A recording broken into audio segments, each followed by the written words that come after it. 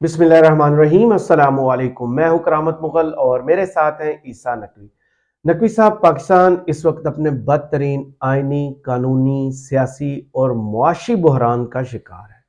पाकिस्तान को इस गर्दाब से कौन निकाल सकता है और किसकी तरफ सबसे ज्यादा उम्मीदें बांधनी चाहिए? देखिए, जब दूसरी जंग अजीम हो रही थी ना, तो सर विंस्टन चर्चिल, हम्म। जब बमबारी हो रही थी बहुत ज़्यादा, जर्मन्स कर रहे थे लंदन पे, बरतानिया पे, ओवरऑल जो है वो बहुत ज़्यादा अटैक्स हो रहे थे। तो उन्होंने बड़ी एक फेमस बात की थी, बल्कि सवाल के अंदाज में उन्होंने ये बात की थी। उन्होंने कहा था कि आर द कोर्ट्स फंक्शनिंग? हम्म। अदालतें अपना काम कर रही हैं? अगर अदालतें अपना काम कर रही हैं और आवाम को इंसाफ मिल रहा है, then nothing can go wrong. फिर कुछ गलत नहीं हो सकता। तो ये बेसिकली हर एक का अपना वैसे किरदार है। पाकिस्तान में ख़ासतौर पर ज़ाहिर है, आपको पता है कि इस्टेब्लिशमेंट का भी एक खसूसी किरदार है। हमारे सियासी स्टेक होल्डर्स हैं, पॉलिटिकल प्लेयर्स हैं, दीगर इदारे हैं, सिविल मिलिट्री इस्टेब्लिशमेंट है, और फिर है सबसे इम्पोर्टेंट पाकिस्तान का निज़ाम इंसाफ, जिससे उम्मीद होनी चाहिए कि अगर वो परफॉर्म करते हैं, अपना किरदार दुरुस्त तरीके से अदा करते हैं, तो शायद पाकिस्तान के ये जो सारे बहरान आपने गिनवाए हैं, सियासी, मुआशी, आइनी, कानूनी बहरान, इनसे पाकिस्तान बाहर निकल सकता है। हम्म। गुज़श्ता 24 घंटों में करामत मुगल साहब, 3 अहम डेवलपमेंट्स हैं जिनका हम इस वीडियो में तज़किरा करेंगे, और 2 अहम तरीन मामलात हैं जिस पर 2 अहम शख्सियात ने, मैं उसको जब रीड करता हूं मुझे लगता है कि एक सख्त पैगाम जो है वो दिया है चीफ जस्टिस काजी फाइजी साहब को। अच्छा। और अब इम्तिहान है। देखें, एक बात जहन में रखिएगा कि जाहिर है कि कभी कोई शख्स वज़ीर आज़म होता है, सदर होता है, आर्मी चीफ होता है, मुख्तलिफ ओहदों के ऊपर होता है, उसको इस बात से नहीं याद किया जाता कि जब वो आर्मी चीफ था तो फलां जंग छिड़ गई। भाई, जंग छिड़ी ना, तो जंग तो उसने, अगर प्रैक्टिकली अगर उसने छेड़ी है तो और बात होगी। या इमरान खान वज़ीर आज़म थे तो कोरोना आ गया, हम्म। और कोरोना में ये मसाइल आए, पूरी दुनिया में हुई थी तबाही। सही। और कोई बहरान आ जाता है, कहत साली आ जाती है। नहीं, असल में आपको जज करती है हिस्ट्री, तारीख आपको याद करती है कि जब ये सब कुछ हुआ तो आप क्या क्या कर रहे थे, सही। आपने क्या किया। तो मेरे ख्याल में, मेरी राय में, चीफ जस्टिस काजी फाइजी साहब पाकिस्तान की तारीख के एक बहुत ही क्रूशल मोड़ के ऊपर, एक क्रूशल वक्त के ऊपर चीफ जस्टिस बने। और ये बात मैं बड़े वसूख से समझ सकता हूँ और कह सकता हूँ कि उनको इस बात पे याद नहीं कहा किया जाएगा कि उन्होंने कहा कि दफ्तर में अपने ऑफिसर को साहब नहीं कहना, हम्म। या अदालत को आलिया नहीं कहना, या उज़्मा नहीं कहना। हम्म। नहीं, या 2 गाड़ियां बेच दो, 2 गाड़ियां खड़ी कर दो, फला मुकदमा ऐसे सुना जाएगा, फला बेंच ऐसे फॉर्म होगा। नहीं, पाकिस्तान इस वक्त जिस स्पेशल सिचुएशन से गुजर रहा है, इसको दुरुस्त करने में, ठीक करने में अगर आपने कोई किरदार अदा किया तो you'll be remembered for that। आपको जाहिर है कि उसी पर याद किया जाएगा। वी शुड ऑल होप कि काजी साहब के हवाले से, मैं क्योंकि कोर्ट कवर नहीं करता, जितने मैंने रिपोर्टर्स देखे हैं, जो एक पूरा ख़ास तौर पर वो लोग हैं जो बहुत ज़्यादा लाइकिंग रखते हैं काजी फाइज ईसा के लिए, हम्म। वो हमें बताते हैं कि काजी फाइज ईसा इंसानी हकूक़ के मामले पर, जबरी गुमशुदगियों के मामले पर, सिविल एंड पॉलिटिकल राइट्स के ऊपर, हम्म। सियासी हकूक़ पर, सियासी जमातों के, सियासी कायदीन के हकूक़ पर, आइन में जो बुनियादी इंसानी हकूक़ दिए गए हैं उसके जो आर्टिकल्स हैं, उनके हवाले से वो बहुत सेंसिटिव है, बिल्कुल बहुत ऐसा ही है। हसास। और किसी एक के ऊपर भी, किसी के भी दौर में, बेशक होता रहा हो, काजी साहब के दौर में ऐसा कुछ नहीं होगा। और आपको याद है कि काजी साहब जो हैं वो मुख्तलिफ अदवार में, मुख्तलिफ इवेंट्स पर, इंसिडेंट्स के ऊपर खतूत भी लिखा करते थे इन मामलात पर। ये खुद पहुंचे भी तो हैं। मैं अभी तक, जड़ावाला में रिजवाना तशद्दुद केस में खुद हाँ, पहुंचे भी तो हैं। अभी तक जो मामला हुआ उसके ऊपर तो मैं कमेंट नहीं करूंगा। हम्म। अभी तक उनके आने के बाद जाहिर है कि एक बहुत ही emergency kind of situation, I will not comment on that कि हम्म। उसमें क्या अभी तक वो क्या होता रहा है। अब एक पाकिस्तान इलेक्शन की तरफ जा रहा है, पीटीआई ने भी एक दरख्वास्त डाली हुई है इलेक्शंस के हवाले से, कोई लेवल प्लेइंग फील्ड के हवाले से। जो ईरानी केस मेरा ख्याल है कि वो तो आइन में अगर दर्ज है तो इलेक्शन कमीशन ऑफ पाकिस्तान को, बेशक आप जिनके खिलाफ देखें क्रिमिनल ऑफेंस किसी ने किया उसके खिलाफ मुकदमा है, वो एक अलग सेपरेट केस है, बट एक पॉलिटिकल पार्टी, एक एंटिटी, लोग उससे एसोसिएट करते हैं। पाकिस्तान में जो आइन है वो आपको ये राइट देता है आइन में कि आपकी क्या पॉलिटिकल चॉइस है, आप किस पॉलिटिकल आइडियोलॉजी से खुद को एसोसिएट करते हैं, जिसको बेहतर समझते हैं आप, खुद को उसके साथ आइडेंटिफाई करते हैं, या आपकी अपनी चॉइस है। अब एक है मामला इलेक्शंस का, और 8 फरवरी को काजी साहब ने कहा कि पत्थर पे लकीर, अब 8 फरवरी को होंगे। ये एक अलग सवाल है कि काजी साहब ने जो है वो उसमें रिमार्क्स में आइन शिकनी का कि आइन वो हो गया, अतर मिनल्ला साहब ने बाद में एडिशनल नोट भी लिख दिया, लेकिन उन्होंने उस आइन शिकनी के ऊपर कोई कुछ काम नहीं, कोई यानी कि फिर पॉइंट आउट होना चाहिए ना किस किसने की, 21 अरब किसने नहीं दिए थे, 4-3 की बहस किसने शुरू की थी, जजेस को पार्लियामेंट बुलाने की, कमेटी के सामने बुलाने की किसने कही थी, धमकी दी थी, इलेक्शन कमीशन ऑफ पाकिस्तान क्या कर रहा था, स्टेट बैंक ऑफ पाकिस्तान ने क्या किया था, जो वजारत ख़जाना है उसने क्या किया था, AGPR ने क्या किया था, कायमा कमेटी बराए ख़जाना ने क्या किया था, शहबाज शरीफ की काबीना ने क्या किया था, पार्लियामेंट ने क्या रेजोल्यूशन पास की थी, सदर ने तारीख नहीं दी, जब दी थी तो क्या हुआ था, जब नहीं दी तो क्या होना चाहिए, ये तमाम क्वेश्चन एड्रेस होने चाहिए, किसके कहने पे कैसे ये सब कुछ हुआ था। बट इस डिबेट को हटा दें। अब तो 8 फरवरी के हवाले से जिस पर काजी फैज ईसा ने कहा है, दूसरा मामला जनरल फैज हमीद का है, उसके ऊपर भी एक पैगाम गया। वो जो 8 फरवरी का इलेक्शन है, उस इलेक्शन के हवाले से काजी साहब ने तो कह दिया था कि बात अपने बीवी से कर सकते हैं, टीवी पे नहीं कर सकते, एक बदगुमानी नहीं फैलानी कि इंतखाबात हो रहे हैं कि नहीं। उन्होंने ये भी उसमें तो ये था कि वो साफ और शफाफ हो रहे हैं जी। जो डेवलपमेंट्स हुई हैं उनके ऊपर जरा बात कर लेते हैं। 3 डेवलपमेंट्स, एक मैं आपको बता देता हूँ अभी, काजी फैज ईसा साहब को एक जो है वो मैसेज मेरे ख्याल में थ्रू यानी कि ऑन मीडिया स्क्रीन्स एक गया है फैसल वावड़ा साहब की तरफ से, वो बड़ा सख्त है, सही। एक गया है निगरान वजीर दाखिला सरफराज बुगटी साहब की तरफ से,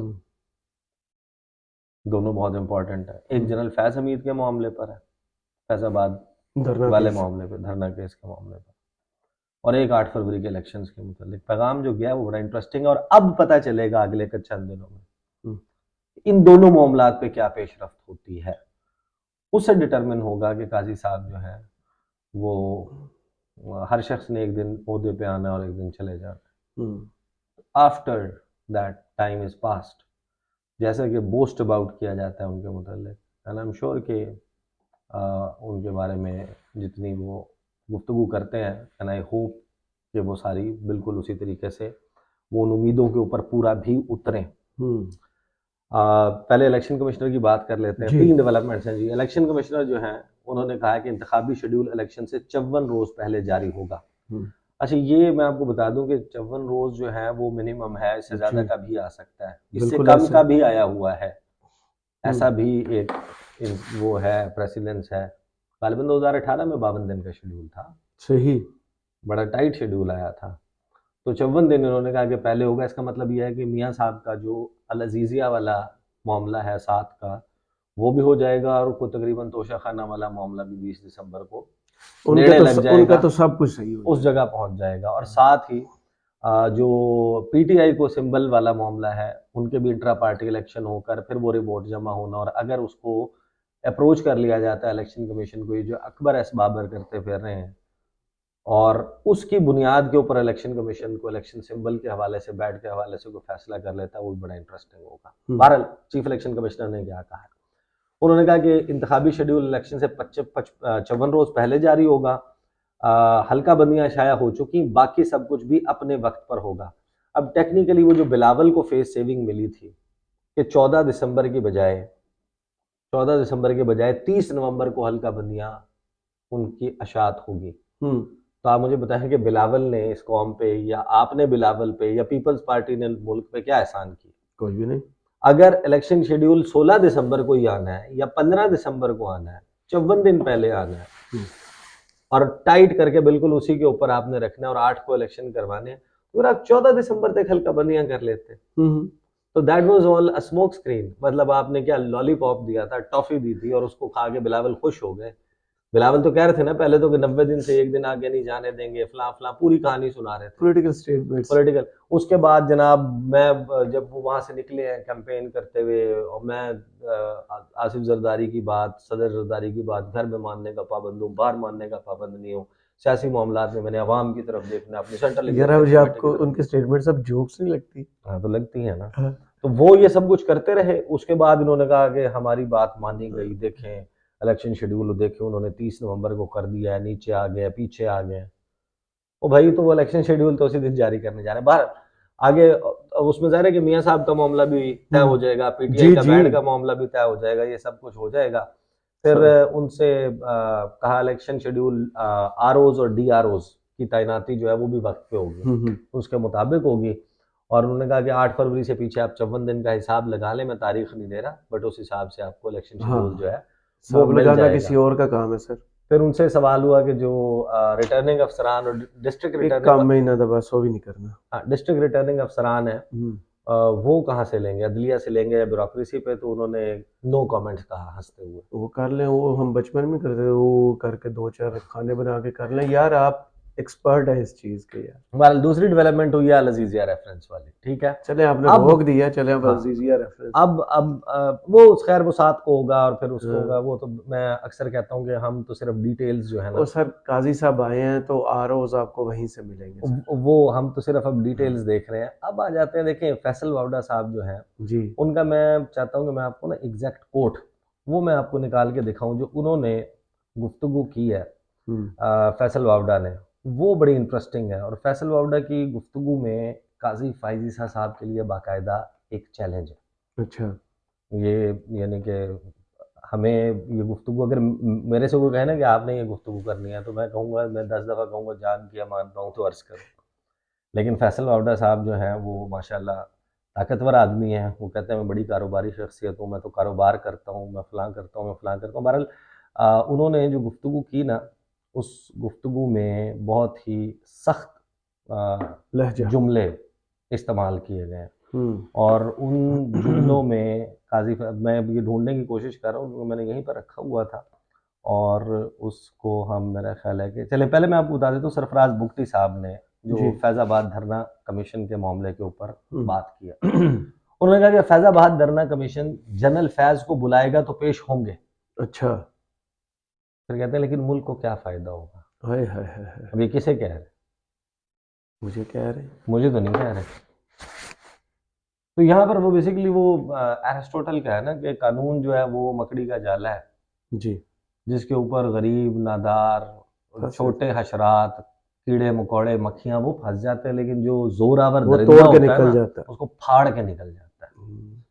ये निगरान वज़ीर दाखिला सरफराज बुगटी ने कहा कि फैज़ाबाद धरना कमीशन जनरल फैज़ को जब बुलाएगा तो वो खुद पेश हो जाएंगे, लेकिन उन्हें बुलाना पाकिस्तान के लिए कितना फ़ायदेमंद होगा, इस पर सवालिया निशान मौजूद है। अब ये माशाल्लाह। मेरे ख्याल में कहाँ से आते हैं ऐसे लोग? ज़रूरी नहीं कि आप सख्त अल्फाज कहें या सख्त लहजा इख्तियार करें। कुछ बातें और कुछ सवालात होते हैं जिनके अंदर उन्हीं का जवाब भी मौजूद होता है। बिल्कुल वाई सही। वुड निगरान वज़ीर दाखिला से इसके पास मैंडेट ही नहीं है इनके पास। फिर कहते हैं कि मेरी राय है कि माजी की चीज़ों को नहीं छेड़ना चाहिए। बिल्कुल नहीं छेड़ना चाहिए सर। यानी बिल्कुल अब नहीं वो छेड़ना चाहिए। जनरल फैज़ वाले मामले पर कह रहे हैं कि जनरल फैज़ ने जो किया या जो एक्ट्स थे या जिनके ऊपर ये सारे सियासत कर रहे हैं, जी जी। वो समझाते जाके परवेज मुशर्रफ को भी उन्होंने मरने के बाद जो केस लगाया उस पर भी ना छेड़ते। वो माजी की, वो कहते हैं कि जनाब चीज़ों को नहीं छेड़ना चाहिए। तो ये पैगाम है बेसिकली मेरे ख्याल में। और ये एक टीवी इंटरव्यू है जिसमें वो गुफ्तगू कर रहे हैं। बाकी उन्होंने चेयरमैन पीटीआई के मामले पर फिर उन्होंने, वो नून लीग की तरह ही बयान देते हैं, हाँ, आपको भी पता है। उन्होंने कहा कि चेयरमैन पीटीआई का मामला अदालतों में है, इस पर बात करना मुनासिब नहीं, मगर तारीख में ऐसा कभी नहीं हुआ कि मुलजिम को गिरफ्तार करके रेस्ट हाउस में ठहराया गया हो। हाँ जी, मरियम बीबी को भी ऐसे ठहराया फिर गया था कहते मेरे हैं भाई। फिर कहते हैं कि ऐसा भी बिल्कुल ऐसा भी कभी नहीं हुआ कि एक मुलजिम को वो देखकर याद है ना आपको, सिमली डैम के पास अदालत में कहा जाए कि आपको देखकर अच्छा लगा, गुड टू सी यू। तो वो उन्होंने सारी, जनाब फिर पीपल्स पार्टी पे भी उन्होंने कहा कि जनाब कहाँ उन्होंने, से आते हैं ऐसे लोग? वो देखे ना, वो पुराने चीफ जस्टिस को भी ताना देंगे, गुड टू हाँ, सी। ये उन्होंने किया है। और अब आ जाते हैं हम फैसल वावडा की तरफ। देखें फैसल वावडा साहब से जब सवाल हुआ ना कि क्या इलेक्शन वाले मामले के ऊपर जी, बेसिकली जी। बात हो रही थी। मैं आपको एग्जैक्ट कोड ढूंढना चाह रहा था, वो नहीं मिल रहा, लेकिन मैं आपको बता देता हूँ उन्होंने हाँ। कहा क्या था। फैसल बावड़ा ने ये कहा था कि 8 के इलेक्शंस के हवाले से जी, जी, जी। वो उन्होंने लकीर। उन्होंने कहा था कि मैंने ये भी सुना है कि पत्थर पर लकीर है, मिट भी जाती है, शायद ये कुछ ऐसा। ये कहा हाँ, गया है। तो उन्होंने कहा कि मेरे ख्याल में तो पत्थर पर लकीर तो सिर्फ अल्लाह की ज़ात ही है, हाँ। बाकी लकीरें मिट भी जाती हैं, टेढ़ी भी हो जाती हैं और फाड़ भी दी जाती हैं। ये जुमले थे फैसल बावड़ा साहब के। और फिर उन्होंने इसको एक्सप्लेन किया। उन्होंने कहा कि ये जो आइन शिकनी है, ये 2022 में पंजाब और खैबर पख्तूनख्वा के इलेक्शंस के डिले होने के मामले को, उन्होंने कहा उसके ऊपर तो कुछ नहीं हुआ। और जुल्फ़िकार अली भुट्टो का जो कत्ल हुआ था, अदालती कत्ल हुआ था, उसके ऊपर क्या किसी को सज़ा हो गई। तो ये हमारी रियलिटीज़ हैं, और stop playing to the gallery, gallery की तरफ खेलना बंद करें। यानी कि ये जो स्टेटमेंट्स और ये सब कुछ है, ये ऑब्वियसली वो किसको कह रहे थे, पत्थर की लकीर किसने कहा था, सुप्रीम कोर्ट की उन्हीं को, तरफ ये इशारा हो उन्हीं गया। को। तो हाँ। अब जो पाकिस्तान का देखें इस वक्त सिचुएशन है, आईनी, कानूनी, सियासी, माशी बहरान है, इसके हल में सबको किरदार अदा करना चाहिए। और सुप्रीम कोर्ट, अदालतें अपना काम कर रही हों, और ये जो एक अजीब किस्म की बेचैनी और इज़्तिराब से पाकिस्तान गुजर रहा है, इस्टेब्लिशमेंट को अपना किरदार अदा करना चाहिए, जो उनका ड्यू रोल है as per the constitution, as per the law. और तमाम सियासी जमातों को अब एक एक कदम पीछे हटने की ज़रूरत है। हम ऑलरेडी इस लड़ाई में, ये जो इक़्तिदार की जंग है ना पाकिस्तान में 24 लोगों की, इस पर 24 करोड़ अवाम जो है, लोग हैं, वो यरगमाल बने हुए हैं, वो हॉस्टेज है।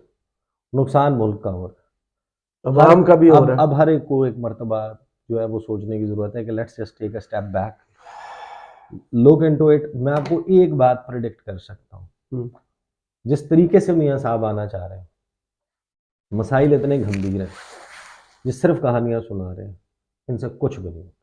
पहले कब कुछ अदम इस्तेहकाम से, वो खैर उसके ऊपर तो शहबाज राना साहब का जुमला मैं अक्सर लोगों को ये कोट यार दोबारा सुना दे, बहुत मजे का मैं जुमला। कोट कर चुका हूँ कि मैंने उनको ना जिस दिन लाहौर चैम्बर ऑफ कॉमर्स में वो गए जी।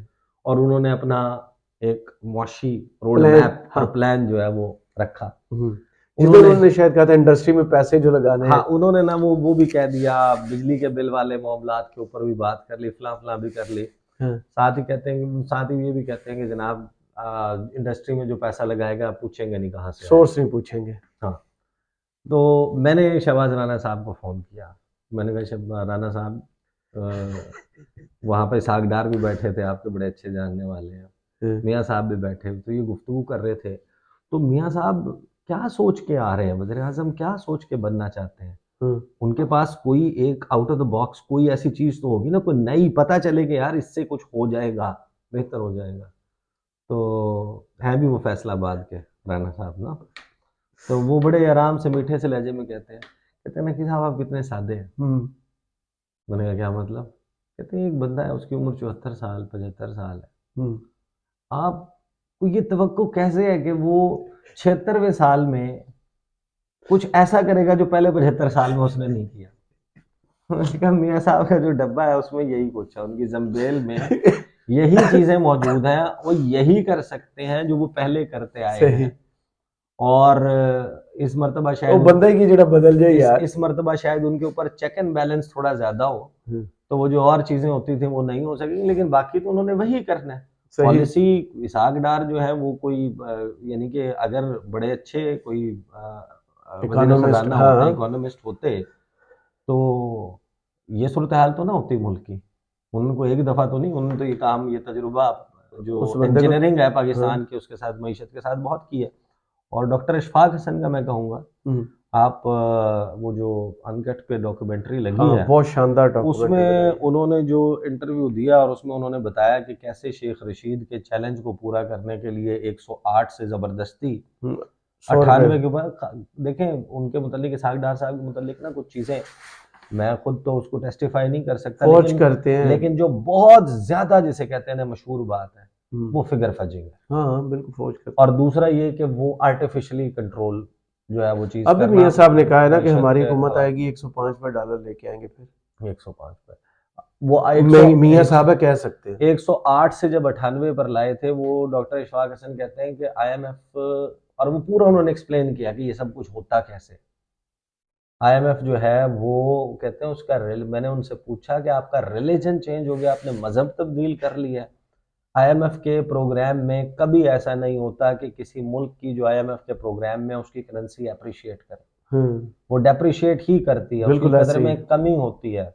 यहाँ पर हमारी रुपए की कदर में बेहतरी हुई, डॉलर जो 108 का था वो 98 के ऊपर ले आए जबरदस्ती, गलत तरीके से, और उसका नुकसान हुआ। बहरहाल बात जो है वो लंबी हो जाएगी। असल चीज ये है कि ये जो बुहरान है खास किस्म का जिससे पाकिस्तान गुजर रहा है, इसमें एवरीबडी नीड्स टू रीथिंक। एक मरतबा दोबारा से सोचने की जरूरत है। मियाँ साहब इस सूरत हाल में अगर आकर बैठ भी गए ना जी, तो इतना, एक तो सूरत हाल ख़राब है, अदम इस्तेकाम है, और लोगों की पॉपुलर सपोर्ट के साथ आप नहीं हैं, तो फिर जो फैसले असल में लेने की और उस पर अवामी तायद की ज़रूरत है वो नहीं मिलने वाली। और इस किस्म का इक़्तिदार मियाँ साहब के लिए भी काउंटर प्रोडक्टिव होगा, इस मुल्क के लिए भी काउंटर प्रोडक्टिव। सही। बहुत शुक्रिया ईसा नकवी, आपके तजिए का कमेंट्स बॉक्स में ज़रूर बताइएगा। वीडियो आपको कैसी लगी, इजाज़त दीजिए। अल्लाह।